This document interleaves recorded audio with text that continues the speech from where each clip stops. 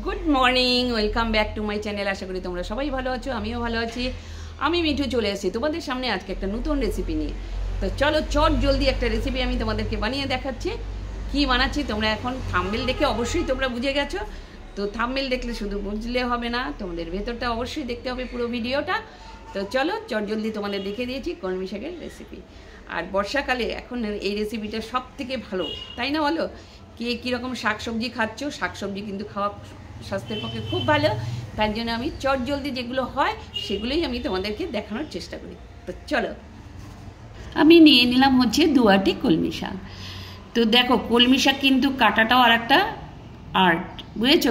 কাটতে শিখতে হবে। আর তোমরা সকলেই জানো আমি ছোট ছোট ছেলেমেয়েদের জন্যই এগুলো দেখাই, কারণ ওরা হয়তো অনেকটা দূরে থাকে, কেউ কাছাকাছি থাকে না, দেখিয়ে দেওয়ার কেউ নেই, সেই জন্যই আমি এগুলো দেখিয়ে থাকি। তো আমি কি করলাম, আটিটার সব থেকে বাঁধনটা আমি কেটে নিলাম। তারপরে আমাকে দেখতে হবে কোন জায়গাটা কচি আছে। দেখো, এই দেখো টাক করে আওয়াজ হলো একটা, এই ততখানি পর্যন্ত গাছটার কচি আছে, বুঝেছো? আর ব্যাক সাইডটা অতটা কচি, যতখানি কচি থাকবে ততখানি কিন্তু টার্ন নিলে ভেঙে যাবে। তো ভাঙলে পরে দেখবে একটা আওয়াজ আসবে, সেই আওয়াজটা হলেই বুঝতে পারবে ওই জায়গাটুকু পর্যন্ত কলমি শাকটা কচি আছে, আর বাদবাকি অংশটুকু বুড়ো হয়ে গেছে। এই যে এই জায়গাটুকু দেখো নেওয়া গেল না, যেখান থেকে নেওয়া যাবে ঠিক আমি সেখান থেকেই তোমাদেরকে দেখাচ্ছি।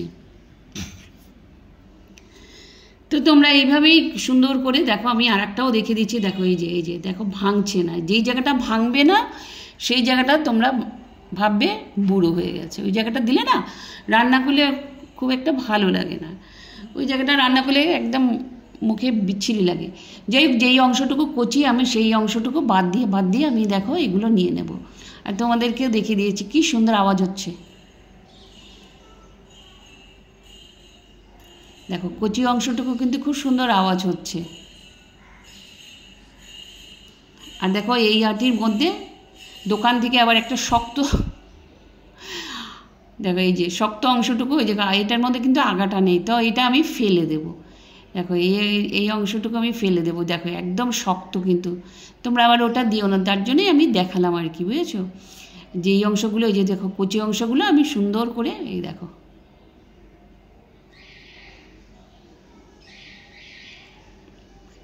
এবার যেই অংশগুলো ভেঙে কচি অংশ রেখে দিয়েছিলাম আগাগুলো, সেই অংশগুলো না সুন্দর করে আমি একদম সমান সমান করে নিয়ে নিচ্ছি। যেহেতু আমি এটা তরকারি বানাবো সেহেতু আমি কিন্তু এটা একটু বড় বড় করে কাটবো। আর যদি তোমরা এটাকে ভাজা খেতে চাও না, এটা খুব ঝিরিঝিরি করে কাটতে হতো, ঠিক আছে? যত ঝিরিঝিরি মিহি করে কাটবে ভাজাতে কিন্তু তত টেস্টি হবে। কিন্তু যেহেতু আমি এটা তরকারি বানাবো সেহেতু আমার এটা দেখো এইভাবে আমি নিয়ে নিচ্ছি। আর বাদ বাকি এই যে পাতার অংশটুকু আমি ফেলে দিলাম। আমি এখন একটা বটি নিয়ে নিয়েছি আর একটা প্লেট নিয়ে নিলাম। তো তোমাদের দেখানোর জন্য আমি সাইজটা দেখো এরকম করে, যেগুলো ছোট ছোট আরও যদি মিহি করে কাটো সেগুলো কিন্তু ভাজা করতে পারবে। আর যেগুলো একটু বড় বড় সাইজের, দেখো একটু বড় বড় করে আমি কাটলাম। ডাটির দিকের অংশটুকু আগে কেটে নিলাম, তারপরে আমি পাতার অংশটুকু কাটবো। এই দেখো অল্প অল্প করে, খুব সাবধানে কাটবে তোমরা। এবার আমি পাতার অংশটুকু কাটছি। তো এটা খেতে কিন্তু ভীষণ টেস্টি হয় আর খুব চট জলদি হয়ে যায়। ভাজাগুলো তো ভীষণ তাড়াতাড়ি হয়, কিন্তু তরকারি করলে একটু সময় লাগে। এই কারণ কি বলো তো, ওই যে আলু বেগুন কুমড়ো এগুলো থাকে, তো আলুটা একটু সেদ্ধ হতে সময় লাগে, সেই জন্য মানে একটু সময় নেওয়া হয়। আর ভাজা করলে কিন্তু একদমই অতটা সময় লাগে না, একটু যদি চাপা দিয়ে করা যায় খুব ভালো হয়। জলও দিতে হয় না, কারণ পাতার অংশতে তো জল প্রচুর পরিমাণে থাকে। এরকম আমি কুমড়োগুলো সুন্দর করে কেটে নিলাম। কুমড়োটা না একটু বড় সাইজ রাখলাম এই কারণে, কুমড়ো তো পট করে গলে যায়। দেখো বেগুন আর কুমড়ো আমি এখানে কেটে নিলাম সুন্দর করে, আর আলু আমি কেটে নিচ্ছি। তো এইবার কিন্তু ভালো করে ধুতে হবে। এইটা হচ্ছে আর একটা মাথায় সবসময় রাখতে হবে, যেহেতু বর্ষাকাল সেহেতু তো আরও ভালো করে ধুতে হবে এটাকে। কেন বলো তো, বর্ষাকালের বৃষ্টিতে মানে মাটির নিচে যেগুলো, ওগুলো ছিটে ছিটে মাটিগুলো পাতার মধ্যে আটকে থাকে। তাতে প্রচুর পরিমাণ কিন্তু বালি থাকে, সেগুলোকে সবসময় ভালো করে ওয়াশ করে কিন্তু পাতাটা নিতে হবে। তারপর জল ঝরিয়ে শুকনো করে রাখবে, একটা ঝুড়ির মধ্যে জল ঝরিয়ে রাখলেই হবে। এবার আমি একটা কড়াই নিয়ে নিলাম, কড়াইয়ের মধ্যে দিলাম হচ্ছে বড়ি, শুকনো খোলায়। তোমরা তো সবাই জানো আমি একটু শুকনো খোলায় আগে ভেজে নিই, এই কারণে তেলটা কম লাগে পরে ভাজতে গেলে। তো দেখো আমি ঝুড়ির মধ্যে কিন্তু পাতাগুলো অলরেডি সুন্দর করে জল ছড়িয়ে নিয়েছি, আর এদিকে নিয়ে নিয়েছি বেগুন আর কুমড়া আর আলু। দেখো কুমড়োর সাইজটা একটু বড় রেখেছি যাতে গলে না যায়।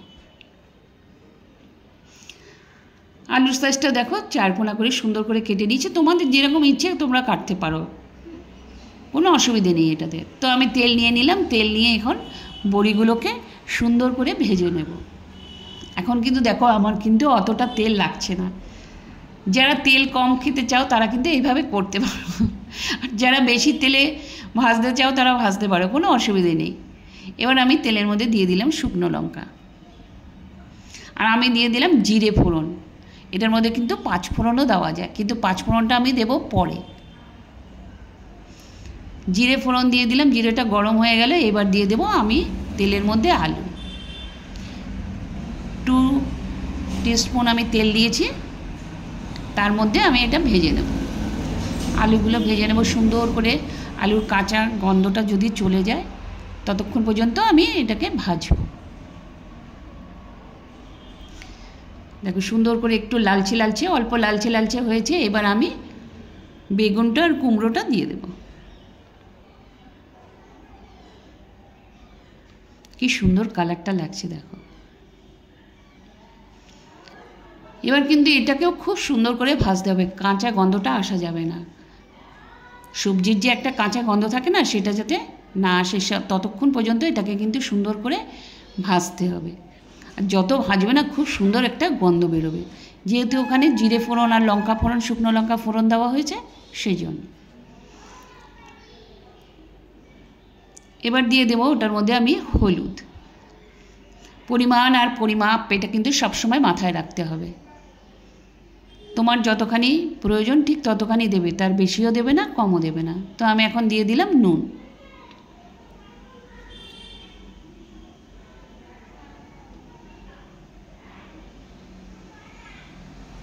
এবার আবার এটাকে সুন্দর করে একটু নাড়িয়ে চাড়িয়ে দেবো। আমি এটার মধ্যে একটু চিনিও দিয়ে দিলাম, তোমরা চাইলে চিনি দিতে পারো, তোমরা চাইলে চিনি নাও দিতে পারো, কোনো অসুবিধে নেই।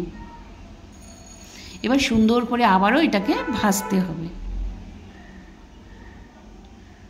ভীষণ সুন্দর করে ভেজে নেবে।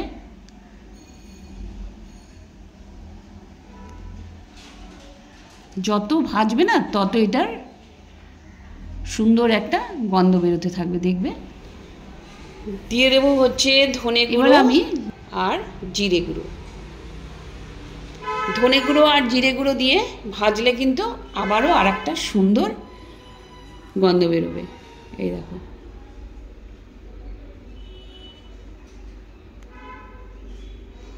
আমার ধনে গুঁড়ো আর জিরে গুঁড়ো দেওয়া হয়ে গেল। এবার দিয়ে দেবো কাশ্মীরি রেড চিলি, একটু কালারের জন্য, কালার হলে ভালো লাগে দেখতে। যদিও যেহেতু এটা শাক সেহেতুটা একটু সবুজ সবুজই হয়, কিন্তু যাতে কম হয় সেই জন্য আমি একটু কাশ্মীরি রেড চিলি এটা দিয়ে সুন্দর করে নাড়িয়ে চাড়িয়ে নেব। আর দেখো আমি কিন্তু বেশি তেল একদম ইউজ করিনি, আর এটা সম্পূর্ণ সর্ষের তেলেতেই হবে। অবশ্য তোমরা যে যেরকম তেল খাও, সাদা তেল যদি কেউ খাও সেই হিসেবেও দিতে পারো, তাতে কোনো অসুবিধে নেই, তবে সর্ষের তেলে করলে এটা খুব সুন্দর হবে। তো দেখো আমার এটা মোটামুটি ভাজা হয়ে গেছে, দেখো কি সুন্দর একটা কালার এসছে। তো আমি যেহেতু বড়িগুলো দেবো, সেটা কিন্তু বড়িগুলো আস্ত দেবো না, বড়িগুলো একটু ভেঙে দেবো দেখো।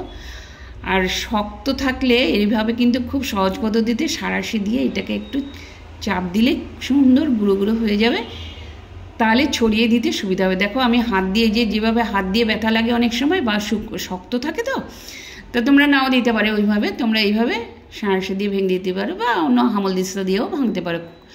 পুরো গুঁড়ো গুঁড়ো করবে না, এরকম আস্তে আস্তে একটু রাখতে হবে। দেখো এটা আমার গুঁড়ো গুঁড়ো করাও হয়ে গেল, ওটা আমি শেষের দিকে দেবো। তো পাতাটা দেখো জল ছড়িয়ে রেখে দিয়েছিলাম, এবার কলমি শাকের পাতাগুলো দিয়ে দিলাম।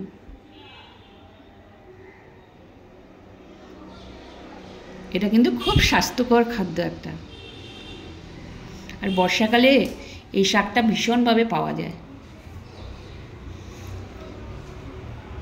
তো এটা দিয়ে আমি খুব সুন্দর করে নাড়ানাড়ি করছি। একটু দেখো, একটু না নাড়ে না, একটু কিন্তু নাড়িয়ে সুন্দর করে উপর নিচ করে নাড়িয়ে দিয়ে তারপরে চাপা দিয়ে দিতে হবে। এটার মধ্যে কিন্তু জল একদমই ইউজ হয় না, তবে তোমরা যদি চাও দিতে পারো অল্প। এটার মধ্যে থেকেই নিজের জল বেরোবে, কলমি শাকে অনেক জল বেরোবে, সেই জন্য আলাদা করে আর জল দিতে হয় না প্রয়োজন। তো এটা এখন চাপা দিয়ে দিলেই সুন্দর করে এটা থেকে জল ছেড়ে যাবে।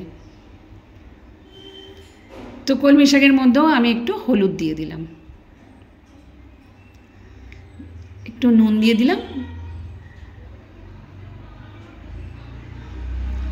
কারণ আমি পাতার মধ্যে তো দিইনি, তার জন্য ওটাতে একটু কম করে দিয়েছিলাম। তো এটা আমি একটু ওই যে বললাম পরিমাণ আর পরিমাপ এটা দেখতে হবে। তো দেখো আমার এটা মেখে টেকে রেখে দিলাম, এবার চাপা দিয়ে দেবো। এরপর দেখো নিজের গায়ের থেকে যেই জলটা বেরিয়েছে, শাকের গায়ের থেকে যেই জলটা বেরিয়েছে, ওই জলেতেই কিন্তু আমার একদম সব সেদ্ধ হয়ে গেছে। তোমাদের যদি জল না বেরোয় বা শুকিয়ে যায়, তোমরা কিন্তু একটু জল অবশ্যই দিয়ে নেবে। এই দেখো আমার আলুগুলোও সেদ্ধ হয়ে গেছে। এই খুন্তি দিয়ে একটু চাপ দিলেই বুঝতে পারবে কোনটা কোনটা সেদ্ধ হয়েছে আর কোনটা কোনটা সেদ্ধ হয়নি। দেখো আমার কিন্তু গলে যায়নি, দেখো আস্তে আস্তেই আছে কুমড়োগুলো, যার জন্য আমি একটু সাইজে বড় রেখেছিলাম কুমড়োগুলো। আবারও আমি চাপা দিয়ে দিলাম আর একটু মাখো মাখো করবো বলে।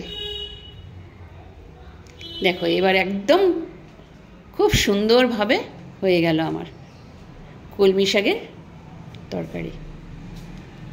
দারুণ টেস্ট, দারুণ ভালো হয়, তোমরা খেয়ে দেখো।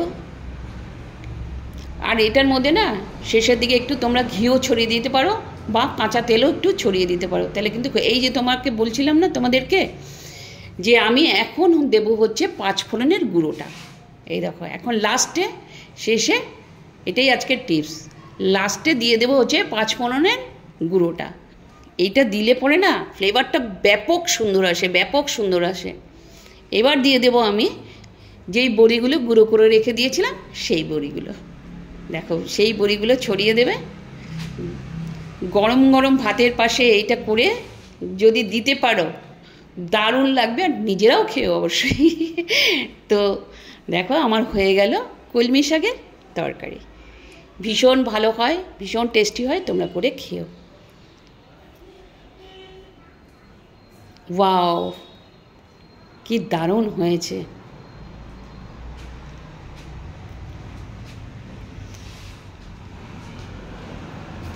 তোমাদের যদি ভালো লেগে থাকে লাইক করো, শেয়ার করো, সাবস্ক্রাইব করে দিও, নতুন বন্ধুরা অবশ্যই করে দিও।